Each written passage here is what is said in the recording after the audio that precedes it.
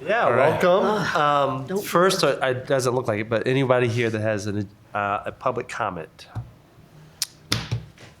Nope. So we'll let you take it away. All right. Good afternoon, Dr. Baker, Ms. Downs-Lewis, and Ms. Davis. My name is Jonathan Harper. I'm the Director of Curriculum. And I'd just like to introduce our agenda and our guests for today. First of all, we'll have an Instructional Council update from Ms. Jane Neiman. Next up, we'll have two reports to the board, one involving Alger Middle School, an overview of the accountability and oversight. That's with Mr. Mel Atkins and Mr. Bernard Colton. And then the second report will involve a report on the Ottawa Hills school academies, the high school academies. And so Mr. Rodney Lewis will be giving that report. Jane?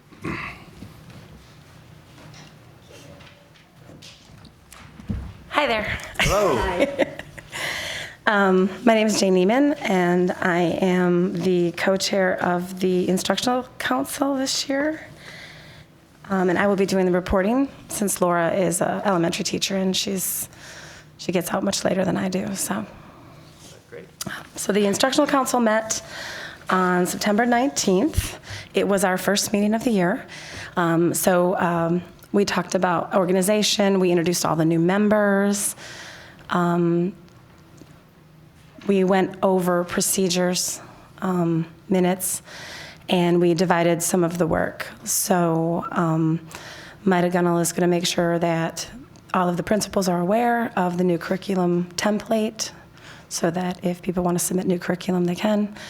I am looking over the minutes from the preceding meetings to invite back those who need to report back to us on pilot courses. We have had no new submissions at this time and are in the process of reviewing the notes in minutes from last year to make sure that we invite back the people who need to report out. So other than that, I think, yeah, it's our first meeting, so just getting to know who's on the council. We did have a good turnout. And we're anxious to get to work. Just have to go through, last year and make sure that we give people time to come back and report out on their piloted courses. Okay. Well, we appreciate you coming. It certainly makes a big difference, this committee hearing from the Instructional Council. And obviously, if the Instructional Council is working well, then lots of other things are working well too. So appreciate it. We'll see if we can keep it on track. Okay. All right. Thanks. Okay. Thank you. Okay.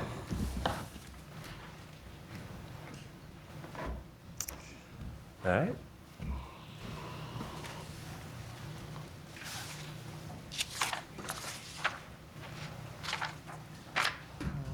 Good afternoon, everyone.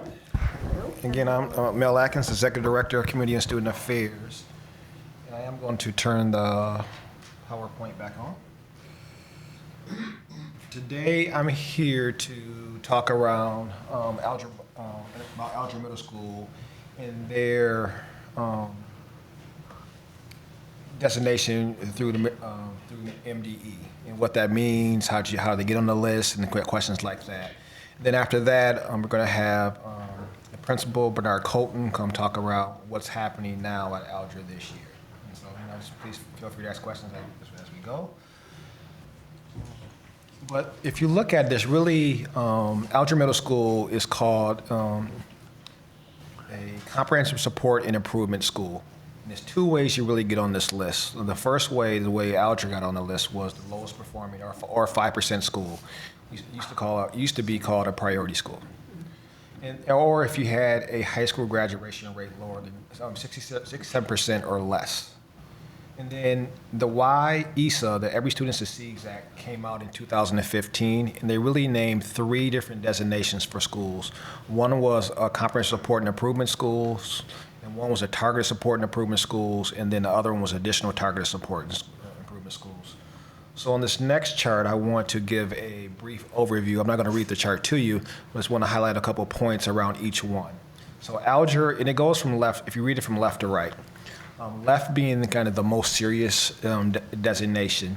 So that's really the lowest performing schools in the state of Michigan. And it's identified every 3 years. They're targeting the next fall of 2020 to identify another cohort. And Alger was identified basically in the spring of 2018. but it was based off 2016-17 data. And the struggle was proficiency and growth. And so what happened is we have an agreement with the state of Michigan. We have like site visits. We have all these things that go with making sure Alger improves academically. And so MDE, the important part with this one, MDE determines when you get off the list, if you get off the list. The other two ones, targeted support and improvement and additional targeted support and improvement, is based off subgroups. If you have, one or more subgroups underperforming, it's the targeted support and improvement. An additional one, which we don't have any schools under that one, is more than 2 subgroups. And so when Alger was originally named on this list back in 2018 because of 16-17 data, there were 6 schools that were named as targeted support and improvement schools. And so we work with them internally in the district, to make sure that those subgroups are performing. And the district determines when they're off the list and when we think, they're okay. Now, and at this time, we don't have any, the last category, the additional targeted support and improvement schools. And so today, Do we have some for the targeted support? Yep. So good question. And so we have, when Alger was originally named, there were 6 schools that were named along with, Alger was a comprehensive support and improvement school, and there were 6 schools that were targeted support and improvement schools, that middle category, what you're looking at. And then last year, Ottawa was named as a targeted support and improvement school. The key point is to remember with this one is it's kind of like a yellow. I would say if you think of a traffic light, it's kind of a yellow. I would say in the sense that the district determines, when you get on and when you get off the list. And so we do a lot of our work through our principals meetings, through our executive directors, and to make sure those particular subgroups are performing at the needs we need them to perform. And so what schools are those besides Ottawa? Yep, so good question. And so the schools are Burden Middle, Harrison, Innovation Central, Kent Hills, Sherwood, and Westwood. They all have different reasons of why they're on, but it's for a particular subgroup. Could be EL, African American, special ed. It all varies just a little bit based off their data with that. But that's in the middle category. That's in the middle category. Yep. The only 2 schools in the comprehensive is Alger and Ottawa? Nope. There's only 1 school in the comprehensive. That's just Alger. Oh, Alger. Yep. And Ottawa's TSI as well. Yep. They were just named different years. Okay, I see. They were just named different years. Good questions. And so the next couple slides I want to show you is kind of what are they looking at to MDE to determine the scores. And so on here, there's an index system, and it goes from 0 to 100. And the point I want to make out is proficiency and growth are weighted the most. But growth, meaning, did you do better this year than you did last year, is weighted more than proficiency. Did you make the number? Now, that's actually a good thing for GRPS. We want, growth to be a higher factor. But then you also have other factors such as, school quality. You look at, we have a focus on chronic absenteeism, or if you have, access to arts or PE. Other ones are graduation rates, if you have a graduation rate. For the middle schools or schools or elementary that do not have graduation rates, that 10% gets divided into other categories. EL, and then you see the participation rates as well. So there's a number of factors that go into it, but absolutely the biggest 2 are proficiency and growth. Do they give you a specific amount of growth that you have to attain? There's on myschooldata.org, it's a pretty comprehensive breakdown of where you were and what does it mean and things of that nature. That page you just mentioned, is that the one that will give us all the information about all the schools? Yes. Yep. So myschooldata.org. You don't need to log in. It's once it comes out, the information. Anyone can look at the information to figure out where schools are at with that. And so, Ms. Townsend, if you ever need a quick tutorial on My School Data, We can have one of our team members run the board Oh, through okay, that for this okay. group. It's pretty user-friendly, Yeah. it's switched up throughout the years, Yeah. but if that's something which you're interested in. Well, I think I would, you know. but, maybe other people Yeah. are You know, better off that's- than I am. Yeah, I think I mean, if you can do it in the beginning of a work session or even a regular meeting, just because, you have people say, well, why don't we have that data? And I'm like, Sure. well, yeah, all of us have that data, so it might be good. Noted. And so part of being a comprehensive support and improvement school is Alger had to work with the Michigan Department of Education, and Loretta Cunningham Powell is our partnership agreement liaison, or our PAL as she's known as. And they developed this 2 different goals, 18-month goals and 36-month goals. And just for today, I'm going to focus on the longer version, the 36-month goals. They're very similar in how they're written. And it's really 3 categories in the goals. It's attendance, behavior, and course performance. So kind of the ABCs, what you would look at. And so you see the first one being under attendance, about increasing attendance to 90% or greater, and chronic absenteeism would decrease. Reducing student suspensions by 30%.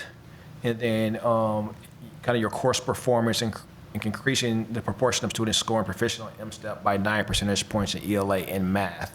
How Now, long, I see, 36 Yep, months. 36 months goals. So there's 18-month goals and 36-month goals. Kind of halfway checkpoint, and then you get your full 36-month goals.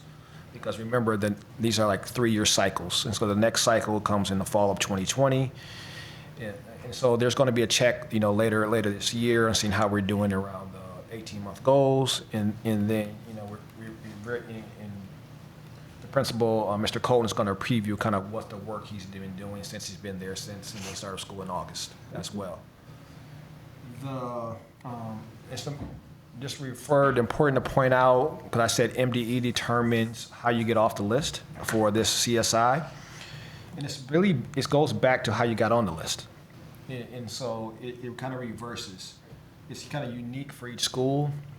You have to be at least above the 5%, or if you have if your graduation rates are lower than 67, got to be at least higher than that if you're at a high school.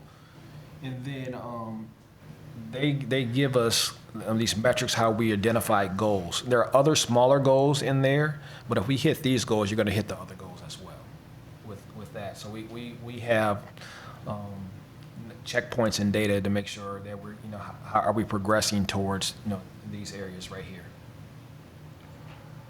At this time, I want to introduce, come share 2 people. I know Bernard Colton is the head principal at Alger Middle School, and Amarina Nelson is his assistant principal at Alger Middle School as well. Hello. Good evening. How are you? I am Bernard Colton, the proud new principal of Alger Middle School. And this is Ms. Nelson, and I think the rest of our team is in the house, Mr. Moody and Mrs. Evans. So we are excited to be there. I'm going to talk a little bit about attendance and early warning systems. Alger works with an EWS consultant that has been trained through Johns Hopkins University. The staff participates in bi-weekly PLCs with a focus on attendance, behavior, course, and test performance. No. Oh, No, sorry. I'm just waiting. Okay. I'm just joking. Just relax. There is a EWI dashboard that compiles ABC, that's attendance, behavior, course performance. So staff can quickly identify students who need early interventions. Mrs. Nelson can possibly talk more about it. Yeah, definitely. So the EWI dashboard is something that the district has created that compiles all ABC data. So you have attendance factors in there, you have their behavior, so the number of suspensions students have, you have their course performance, their current grades for ELA, math, science, and social studies. But you also have in there their MSTEP scores, you have their MAP scores, you have some historical data so you'll see their if they're identified as WIDA, if they've taken any WIDA testing, if they're ELL students, if they've been identified as needing additional supports through special education. So it's very comprehensive. So the teachers look at that data and it's all in one spot. They don't have to click a bunch of different areas. So they can quickly identify which students have early warning indicators in A, B, and C, and we can provide interventions for them. Is this a new system this year? It was implemented in 2017. It was the first year we started using this dashboard. And do they have a dashboard for every school, for every kid in the district then at their school? And so as the dashboard that Ms. Nelson is referring to, that's particular for those schools that are piloting that dashboard. There are some schools that do have a dashboard through Panorama Education. We had 10 schools that use that as a dashboard, similar in data but just different in look. And then so we have that. Other schools have access to attendance, behavior, and course performance, but it may be laid out a little bit differently. Mm-hmm. But is that something, this dashboard, is that something we're piloting and hoping to get them all? Potentially. Yep.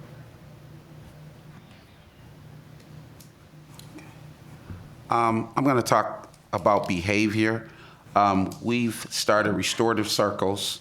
They've been used to help students problem solve and solve conflict and prevent suspensions. We're implementing capturing kids' hearts techniques. So we've used social contract and the 4 questions. We do affirmation and positive talk with students and staff and parents. I'm going to course performance. With course performance, we have started unpacking standards. We're working with Ms. Cunningham Powell and the curriculum department to know and focus on power standards at PLCs. This includes weekly lesson plan checks using short learning cycles and check for student improvement. More backwards mapping will take place at PLCs. Staff looks at assessments and they will learn to understand data. So we have to work on understanding the actual data. We're looking at assessment literacy by getting teachers familiar with assessments and questioning that will be asked on the test. We're also working with Carolyn Evans. Mrs. Evans is helping us understand the curriculum, My Perspectives. It's the ELA curriculum, so she's working with us with that, and how to implement proper research-based strategies.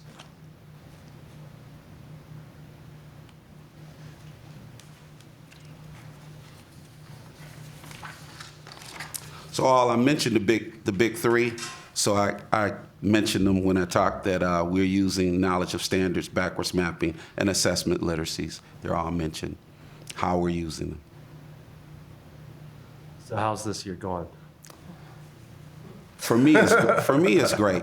I left Campus Elementary, Okay. and a lot of my students that I've had at campus, I'm there. So it's been a great year. It's a good start, positive start. The staff is very enthused about our start. We had some training before school started. Those 4 days helped us bond as a staff, and we started the year off with a bang. How often do the PLCs meet? It's 3 times a month. I want to say 3 times a month. For about how long each time? 60 to 90 minutes. Okay.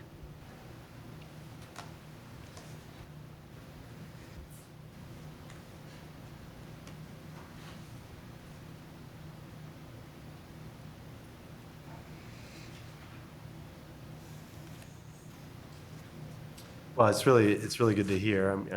This is especially the enthusiasm with the staff for the new year. So let's see if I can say something without getting in trouble. But I have been concerned about Alger for a few years, and in terms of the things that we hear about as a board, Alger has been one of the pretty few things that we hear about, and so it's really nice to hear that the staff is enthused and working together to move forward. And I think that obviously getting Alger up to where it needs to be is a key part of the rest of the district being where we'd like it to be. So it's like I said something that got. So just, I mean, I don't want it left unsaid because I mean, I think that's the reason that we asked for this update was really where is Alger at and how can we make sure it's being where it needs to be, and does the school need anything from the board? sure. So, as are we concerned about Alger, right? Whenever we have a school that shows up on some type of priority school list, regardless of what Lansing is calling it, we need to ensure that we're putting all of our resources there. We have almost an entirely brand new administration there of some veteran administrators who were successful in other locations. I spent the morning with Mr. Colton yesterday going into classrooms. What I saw were some phenomenal teachers who were teaching the standards.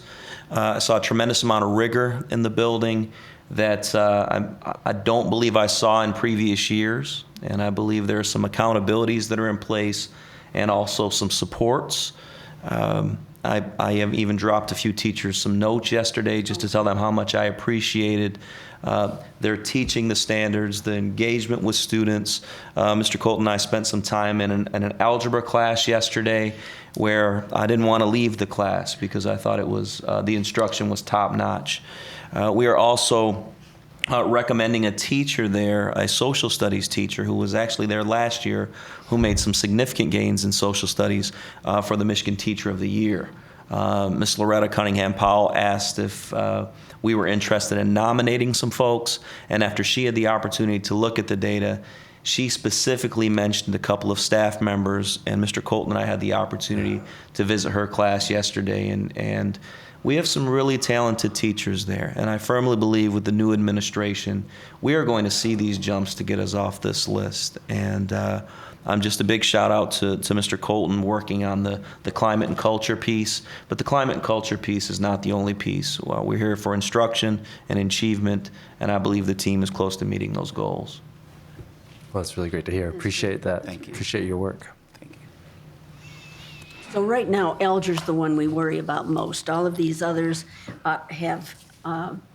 they're less of a challenge. Yeah, and so I always think of it, like I said, of a traffic light. The other ones are kind of a yellow, you slow Oh, all right, down, okay. and we want to make sure we don't take our eyes off that because we don't want them to become a conference support and improvement school. But it's not our biggest concern. But we think through the school improvement planning process, through what we do with the big three, through what executive directors do their principals meetings and their building walkthroughs, that we should be fine. All right, thanks a lot. Yeah. Appreciate it. Thank you.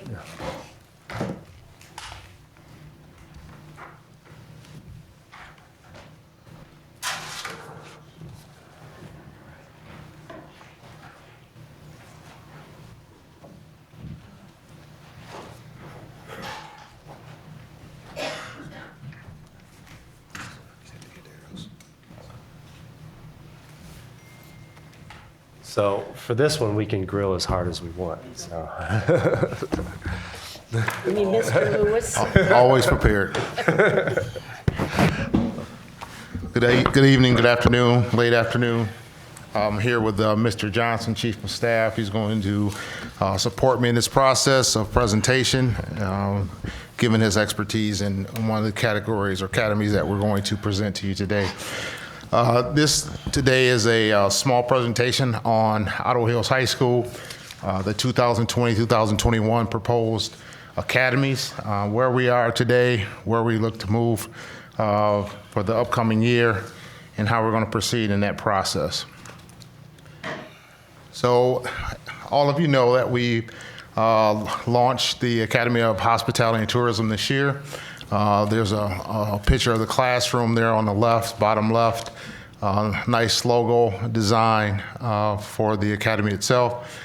Just to give you some highlights there, number of students that are in the cohort is 20. Course offerings, Principles of Hospitality and Tourism. Second semester this year, they'll have great customer service. And then years following, they'll have marketing sustainability, event planning, and some dual enrollment opportunities. And then partnership-wise, we have the National Academy Foundation, which is called NAF, Grand Valley State University, Amway, Grand Plaza Hotel, JW Marriott, as well as the Lodging Association. So those are some of the partners that we currently have. We do have others. Those are the high leverage partners that we have currently. Types of occupations that we hope to facilitate out of this process once the students graduate or move beyond to college or university: hotel managers, marketing, sales representatives, accountants, assistant managers, and then executive level staffing. Special feature of the academy itself, there is an unpaid and paid internship process that takes place during the 11th and 12th grade years within the academy itself. And there is a huge component with NAF, with work-based learning, which leads to speakers and site visits to some of our partners and things of that nature. So that's where we are today. We also have the early middle college program as well, but we just launched this program. It's going phenomenal. Kids are engaged. They're really enjoying being with Miss Reiser, which is our new teacher, and she is an industry expert. She doesn't come with the pedagogy of a normal teacher, but you couldn't tell if you walked into her class and sat down and participated within the classroom. So today, Before you go, yes. do people have any questions about, so if we kind of, the process that we have proposed for the next academy, does anybody have any questions about how that process is? Hospitality management before we go on? Well, are we going to take all of this to the full board, right? About how or not? We are at the, we will, so a couple things are happening. We are actually, yes, this will go to the full board. We will also at the next work session, I think, actually vote formally on the process. But they had to proceed Sure.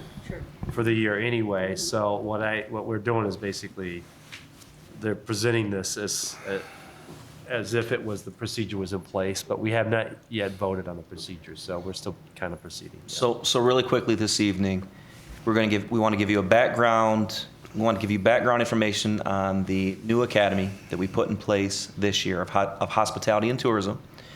We're going to give you a refresher on the ones we brought to your attention last year, and then we're also going to give you our recommendation for the two that we want to put in place for the next school year. And then from an application perspective, at the conclusion of this meeting, Mr. Lewis is going to give all of you the applications that were created. Does that make sense? Yeah. Okay. So these selected academies, you're going to talk about media production and public safety. We are going to give you the recommendation for the two those that we would two. like to Okay. see in the Okay. upcoming school year. Okay. Okay? Thank you. So there are 5 academies out there that we are that are up for proposal, that have been on the table in the past couple of years: Academy of Media Production, Academy of Cosmetology, Academy of Public Safety and Services, Academy of Advanced Manufacturing, Academy of Physical Therapy and Sports Medicine. So those are the academies that we've looked at and seeing how we move forward. One of the things that we did, we conducted a survey with all 8th grade students. We had a participation level of 584 students. There was about a 50-50 split between male, female respondents. We had a scale range of 1 to 5, 1 being least interested, 5 being the most interested. As you can see in the chart there, Academy of Media Production was ranked at 2.9. Academy of Physical Therapy and Sports Management or Medicine was 2.7. Academy of Public Safety was 2.6. Academy of Cosmetology was again also 2.6. And then Academy of Advanced Manufacturing was a 2.5. So with that, we made some concerted, specific decisions to move to 2 academies from here, and that would be Academy of Media Production and then Academy of Public Safety. And so we're going to share a couple things about each in a slideshow here, and Mr. Johnson is going to lend his expertise as it relates to public safety services. Okay, before we go on to that, Yes. I do want to go back to hospitality and make sure that there were any questions on how. So, because you did it a bit differently with hospitality because did you do a survey ahead of time? We did not. So Okay. this is the first time we've done an actual survey with kids and got their feedback. So that was based more on the industry requesting a possible academy and then working it through that way. Correct. The initial offerings were, yes. So one of the things I'm interested in, how did you, like just since you just talked about media production or public safety, I might have, as an 8th grader, I might have a sense of what that means. How did 8th graders respond to what hospitality means? So I'm gonna ask Alex to come join me. Are you still here, Alex? She's here. So we did have an opportunity. We created the survey. We had the actual title of each academy. We had the description of every academy. And then we had some occupations listed for each academy so they knew what occupations were connected to various academies. Yep. And then they were able to make their selections from 1 to 5. So what was the experience talking to 8th graders about considering? So they completed an online survey through SurveyMonkey. So it was just a really brief. We wanted to make sure that there was enough detail regarding each academy. Larry, can you move the mic? Oh, thank you. He always wants the mic. You know, it's like Thank you. So we wanted to make sure there was enough detail in the survey so they really understood what the academy Okay. was going to consist of, what the classwork would look like, but still wanted it to be pretty brief. But like you said, if I were reading that as an 8th grader, what does Academy of Media Production mean? So we really did it simply as this is what classes will entail. These are the kind of jobs that would go along with that. How interested are you? And it was like a ranking 1 to 5 in stars of very interested to not at all interested. You can see that when we're looking at it, they kind of still ranged around 2.5, but when you have that large of a sample size, it's gonna equal out. But being able to look at the responses by their percentage of least or not at all interested to extremely interested, it shows that the Academy of Media Production definitely was the highest ranked. We also had an option for students to write in comments about other academies or career fields that they would be interested in, and a lot of them wrote in comments about media related careers. So these cohorts are only gonna be 20 kids. Correct. And what if we have 35 kids who wanna be in it? Is it a lottery? Nope. So if we get 35 students, we'll accommodate those students within that cohort, and we'll just have to create additional sections within the offerings of the master schedule. Okay. This sounds like I'm back to hospitality. So for hospitality, can you tell us about the experience of recruiting 8th graders for hospitality for this academy? Where did they come from? What was their experience? So not going to this yet. Okay, so we Colleen Holmes and I, which is the school improvement facilitator at Ottawa Hills, last year went out to every 8th grade classroom, had conversations with the 8th graders themselves to recruit them. We also took the theme school applications alongside of us for them to take home to parents. Didn't get a lot of applications back from that process, but we did do some targeting with our current feeder school that Mr. Colton leads, and so we were able to draw majority of the students from our feeder. So most of the kids are from Alger then, is that what you're saying? Correct. Okay. So that's something that we'll want to think about as we go. Okay. Absolutely. Okay. Any other questions there with hospitality and tourism? Okay. Sorry. Thanks. I just wanted to get that sense because Absolutely. yeah, hopefully, we'll eventually get the academies recruiting from all over the city, but I understand why. So So the full board did approve no, they're gonna.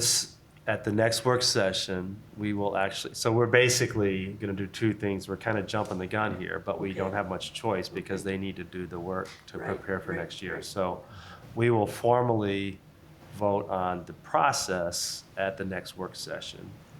And I imagine at that time, the full board would also receive these applications. So, yeah, so it's kind of, but we really didn't have much choice because of the superintendent search stuff, we weren't able to do the vote on the But process. what I'm asking, I guess, is at a full board, has the whole board approved the hospitality one?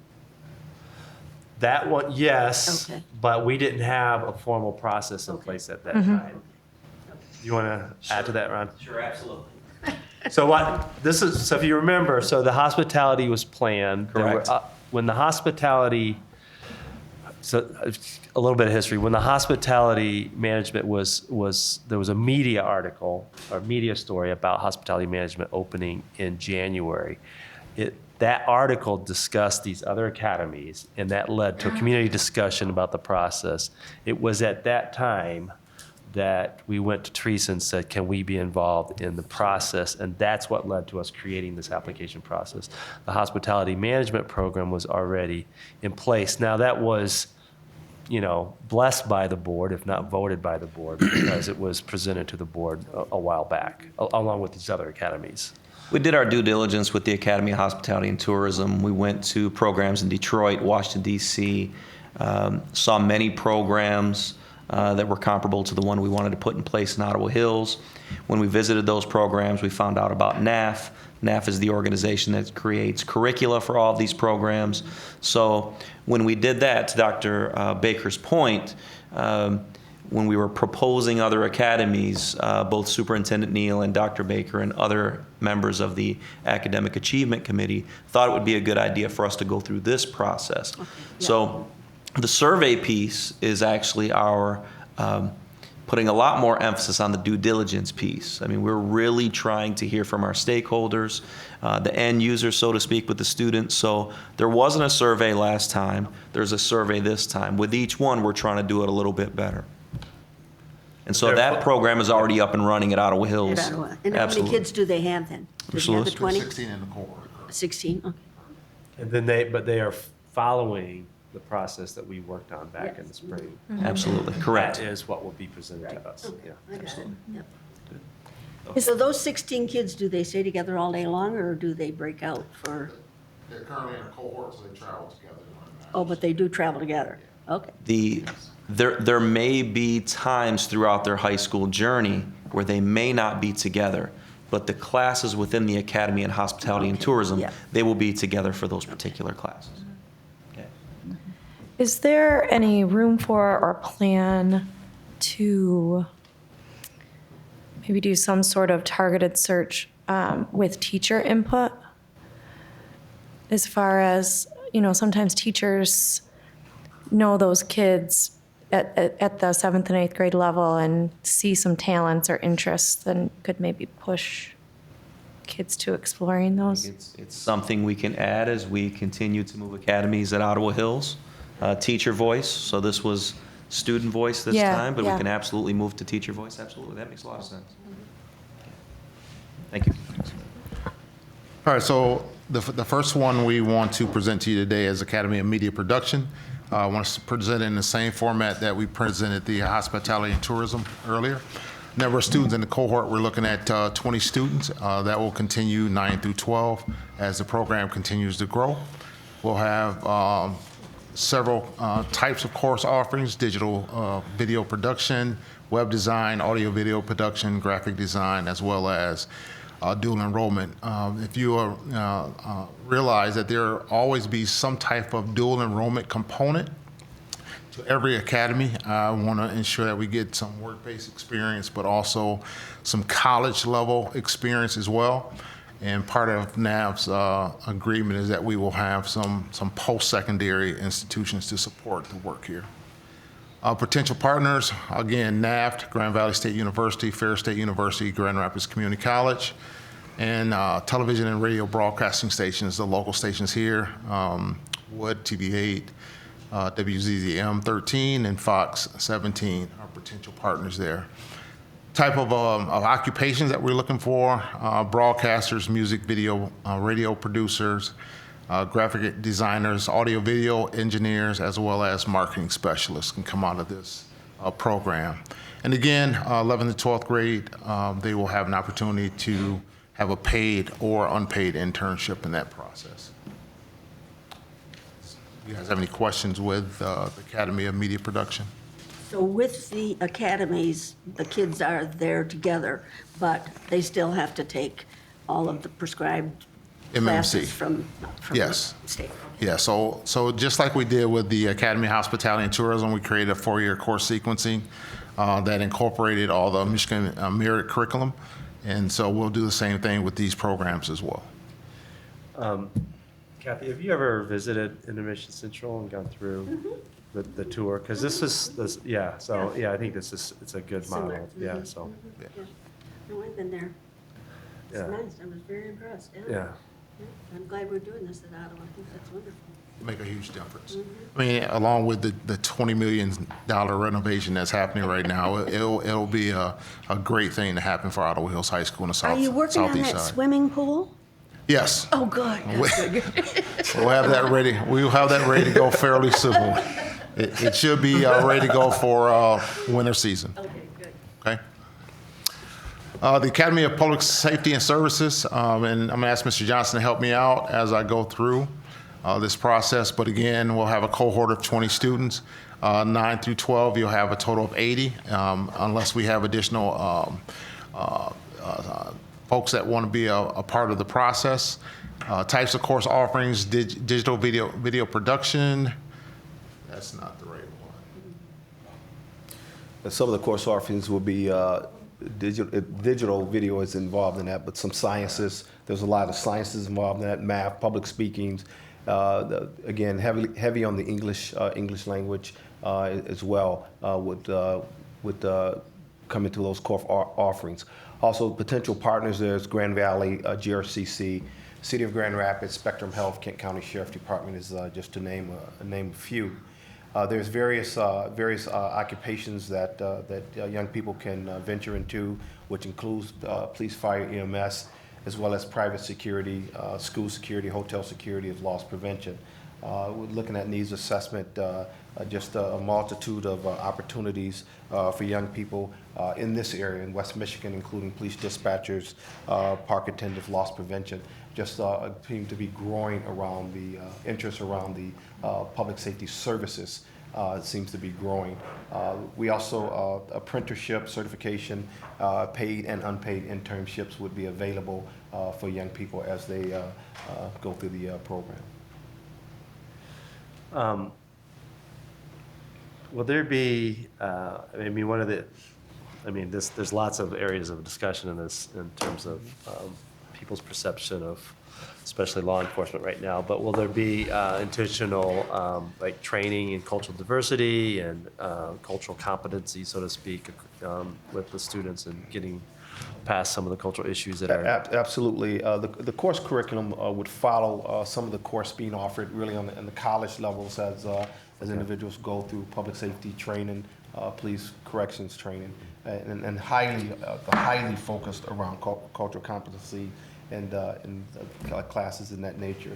And the focus is not, again, we understand the attitudes or the perceptions that folks have of law enforcement, and that's why our focus is on public safety services, not allowing it just to be law enforcement, but to be in various areas of that, including the legal services where paralegals and which is outside of the law enforcement, but connected to public safety services.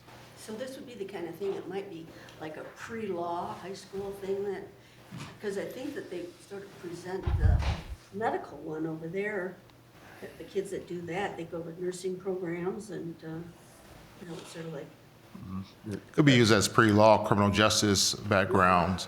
But there are also, just to add on to what Mr. Johnson said, there'll be in each academy, there'll be a great customer service class. So students learn how to have great customer service skills despite whatever field that they're in or industry that they're in. And then there'll also be an ethics component to this as well. Yeah, that certainly crosses over with the other two academies. And the beautiful thing about this, and we've had conversations at the cabinet level, is each one of these programs can be embedded with one another to support one another as they grow. The media production piece could be, brochure creations for hospitality and tourism.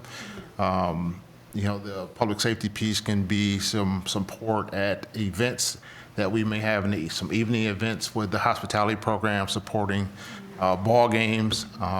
They can help, facilitate and manage crowd control and things of that nature.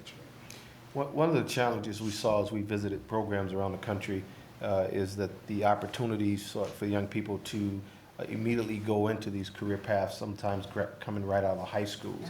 And what we needed to do is talk to some of our partners in around loss prevention, or the hospital security, sheriff department, police department, to ask if they can change the way they bring on interns, and rather just bringing in college interns, to consider bringing in junior and senior interns as well, to do some of the civilian work at the front desk. And you see a shift already in some of those agencies where sworn positions are being converted over to civilian positions, where we give our young people an opportunity to get some on-the-job training prior to graduation from high school and going on to college and university, or being ready to go right into the workplace in some of these areas.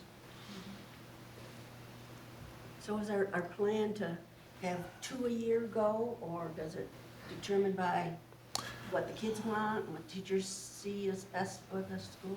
Well, we're going to survey kids for student interests. We do have a contract with NAF that we will bring on a certain number of academies each year, until we exhaust all the academies that we plan to bring to fruition. So a year from now, we'll be looking at fall of 20. Potentially. Yeah. 21, we'll look at either adding 1 or 2 or All right. 0. Yeah, okay. It also has to do with resources. Yeah, Correct. right, yeah. Correct. I always forget about money.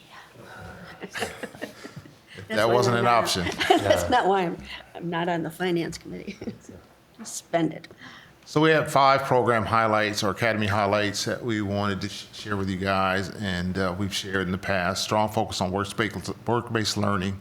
3 categories: awareness, exploration, and preparation. Early college or dual enrollment credits that can be obtained. Enrollment in each academy begins in the 9th grade. Each academy has an advisory design team, which actually designs the academy. So once the approval process happens, we'll move into that aspect. Each academy will have an advisory board and academy partners. And then the academy model enables students to enter the workforce or enroll in college, which is a great avenue for students to have choice. Yeah, it follows our recommendations well. Now, if some kid does 9th grade and decides, really, I don't want to do public safety, I really want to do media, they just flip over there? So I think it's early enough within the academy structure to just switch over to the other academy. Because the first year in both, all the academies will have the great customer service component during the second session, so they would only have to make up that one semester. But there might be some makeup if kids start switching around? Yeah. Yeah. That seems to happen at Innovation It Central, happens. It but, happens at Innovation Center. yeah, but by junior year, it gets a Yeah, bit more I imagine, problematic, yeah. but. The first class is an exploratory class for the most part, Okay, and then students find out if that's what they want to do. sounds good. So just a couple notes. I'm thinking that your survey, I think I would have predicted the outcome, at least in terms of which academy would be the more popular. And I would hope that, so while, just one question, if we get one of these 2 academies, we get more than 20 students, we try to make it work. Yeah, we'll make it work. Yeah, Yeah, okay. we'll make it work. Yeah, so I would think that would be a good thing. I think that both of them could be, I think that in order for Ottawa Hills to succeed, and for these academies to succeed, they're gonna have to be drawing from the entire city. Absolutely. And I think that video production or video media production seems like something that should be able to pull from across the city. And really, so should public safety as well, because I think that they're both, so that's a really positive outcome if we get to that place. That's great work. Any other? And also, thanks for the name change on the public safety services. So I think that that reflects a responsiveness to the community as well, and I think is more accurate based on what you're doing too, so. Absolutely. Great. Thank you. Any other Thank you. questions? All right. I'll leave you guys with a draft application for the Perfect. So, Ron, actually, maybe we could just Absolutely. converse with you about this. Thank you.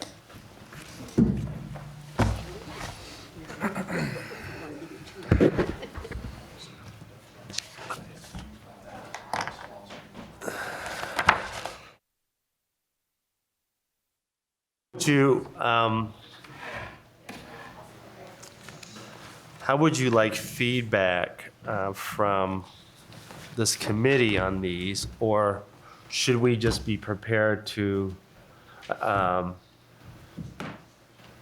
discuss? I'm trying to remember also with the academy approval process, was this committee expected to make a recommendation to the full board and then it would be voted on? Yes, I believe that was the case. Okay.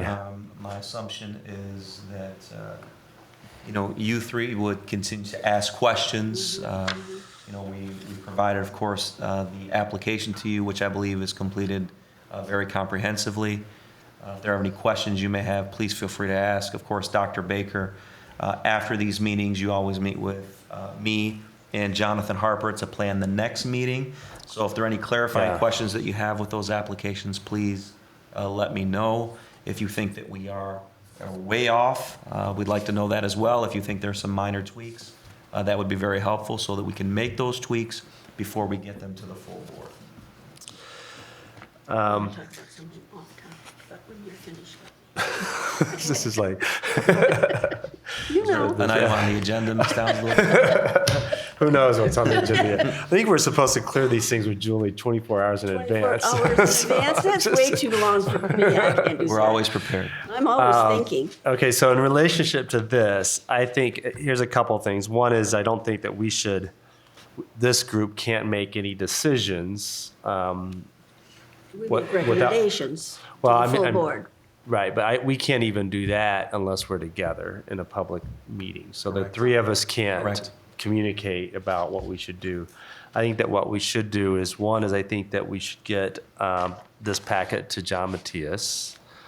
I think that all of us should then read these packets and come to that board work session prepared to encourage our colleagues to support it or not to support it, if that's where you're at. And since we really haven't approved that process anyway, we haven't really been given the authority by the full board to vote on it anyway. So I think if everybody reads this, makes comments, this will of course be shared with the board ahead of time, but then maybe the four of us can just discuss that portion and discuss why we'll have to support and discuss the process itself, and then also our feelings about this particular process as well. I think that if you have any reservations about whether or not you can support one of these academies, then I think that you should let me know and probably let Superintendent Gorman know. So if you're going to read That's it. not what I'm thinking. That's not what I'm thinking about. That's not my topic. Well, we can go on to your topic as soon as we're done with this one. But I just thought you kept looking at me and like, she doesn't want to do this. are you guys okay with this as a process? So, because we can't really vote today. Correct. Because we haven't had a chance to read it, and we haven't really been given the authority to make a decision, and we can't make a decision until we meet again. So, if all of us can read this, make notes, if you have any reservations at all, like you can't support this academy if it does this, or you can't support this academy at all, let's let people know ahead of time. Let me know and let Superintendent Corman know, and we'll try to address that. And then I would expect to go to our work session with us feeling confident enough to support and encourage our colleagues to support these. Okay? Makes total sense. All right, great. Which work session? I am pretty sure it'll be the October work session, Take a look really quick. but I don't know. I mean, I think that they have to get going on this anyway, so it has to be the October work session. So there is some language that we bring applications to you approximately a year before anything comes to fruition. So, you know, we're early October, right? That was a process that we put in place. So I assume even if we had to wait until the next academic achievement to clarify, we would be fine. But I don't think we want to wait too much longer. I think, yeah, if not, if we can't do it at the next work session, I think that we should do it at the following board meeting, full board meeting. Because I don't think, otherwise, you guys could be doing work, having meetings, securing partnerships, and Correct. you can't do that without the faith that the board is behind you, so. October 14 is the next work session, so Okay. we're just shy of 2 weeks out. Yeah, so that would be our next work session. And if we have to do other things related to the superintendent search process, we'll still have to spend at least a few minutes with this. Right. All right. Will you note that with, since you set the agenda with the president? Yes. Yeah, okay. Absolutely. Okay, any more questions on this? And then you can ask your question, then I'll decide whether or not to adjourn before it gets answered. Take the gavel already. Oh, geez. What I want to do, and what I want to figure out how to do this, is, we have all these wonderful schools, these elementary schools, and people like to send their kids to, like the Environmental Academy or the zoo or, those kinds of things. And we have this sad little Aberdeen sitting over there, our furthest northeast school. And I've had this conversation with Jamie, and we just think we should make this school something and, have a name for it. People love that. And I'm thinking like something about social services or community service or something. We're right next to that new kids' food basket. There'd be a lot of things that the kids could do. Even the little kids could, color the bags that they put the food in and all this kind of stuff. But I just think, I know that you came up with things like museum and all these other wonderful things. So where do we begin with something like this? Well, you're bringing it to my attention now. So I think that's So a that's the beginning, start. okay. I wouldn't want to, with all due respect, exclusively advocate for Aberdeen to have something All right, innovative. okay. I would like to see if there are other elementary schools or neighborhood schools where we could also add a component that could draw more students. So I think you're on the right track. We have to continue to stay innovative. I think the reason that we more than likely will beat projections and maybe have more students than we had last year is because we have become innovative as a school district. So I hear what you're saying, Ms. Downs-Lewis, and if there are other ideas, we'd love to hear them. Our administration would love to hear them. And And maybe they have some ideas too. That was I just might, one that, let's listen to our community and see what our community wants to do as well. I think our elementary schools would do better if they had something to set them apart, because for some reason people are much happier sending their kids to a school that has something else going on besides just, although I love Aberdeen, you don't have to do anything extra for. I wasn't aware of that, Ms. Downs-Lewis. You didn't know that? I do love Aberdeen, so, but that was just, because I know these things have happened, so I don't know where to start but here. So now you know. You're on record. All right. All okay, right. Okay. 20 years from now, it won't matter, but right now it does. Thank you. Do you have anything to add? New school you want to start? No, I An don't. art school? I think parents want to send their kids where their kids are excited about learning and they're loved on. And I think every school, regardless of what they're called, is capable of that. So I think, And I agree with you 100%. It's just that these schools that have a particular thing about them seems to be more attractive for a lot of people. yeah. Because that is Well- definitely true of Aberdeen. They're wonderful teachers. I would just say keep promoting our schools because parents believe what they hear. So the more we talk about all the good things going on in every building, I think parents will be excited to send their kids to GRPS the more we talk about it. So. There's some non-theme elementary schools that people are pretty excited about. Oh, yeah. Too, so, Yep. and it's like Aberdeen. So because you're excited about it. I'm so. excited about it, absolutely. I do think one final thing, Reverend Matias did let me know that he is likely not going to be able to make Thursday afternoon meetings again. I texted him to see what that day would be good, and he was not able to get back to me. So, I'm open, whatever you need. okay, and then I don't know. So I think that I don't want to decide now, especially since he's not here, because I don't want to discuss ideas if it doesn't work for him. But I may, if he gets back to me, ask Julie to send something out to discuss a possible alternative date.